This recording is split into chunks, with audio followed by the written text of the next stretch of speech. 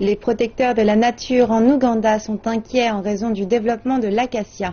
Ils couvrent plus de la moitié de la superficie de leur parc de savane.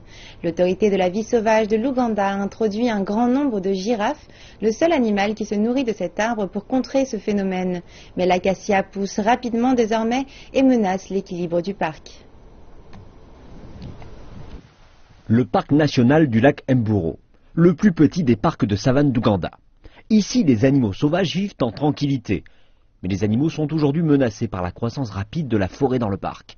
L'arbre épineux a dépassé les plantes natives, ne laissant quasiment rien ou peu aux animaux sauvages pour trouver du fourrage.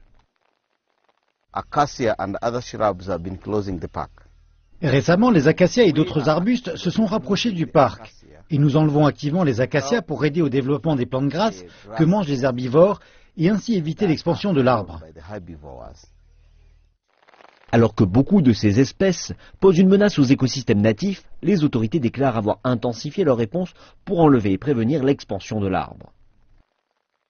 Nous sommes supposés observer ce que les animaux veulent et quel est cet environnement créé. Nous avons utilisé plusieurs méthodes. Et c'est pour cela que nous avons réintroduit les girafes. Elles se nourrissent du même acacia. Nous ne changeons pas l'environnement et nous le rendons vivant pour l'habitant. L'expansion rapide de l'acacia est liée à sa facile reproduction.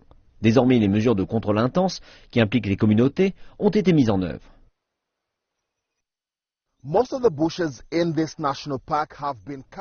La plupart des buissons aux abords du parc national ont été coupés. Et voici ce qu'il reste. Les communautés aux abords du parc les utilisent principalement en tant que bois à brûler.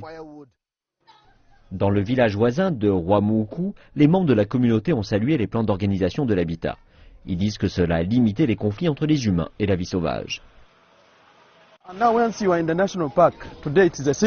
Une fois que vous êtes dans le parc national, c'est un fourré. Et sur nos terres, nous avons des fermes vers lesquelles se rendent des animaux qui sont sortis du parc. Et ils viennent sur nos terres. Il n'y a pas de zone tampon.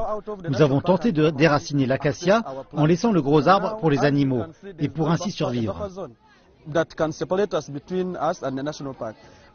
L'interface entre les prairies, la forêt et les espèces animales se rétablit progressivement. Tandis que les efforts de contrôle se poursuivront durant des années, les animaux vont au moins commencer à se sentir plus en sécurité.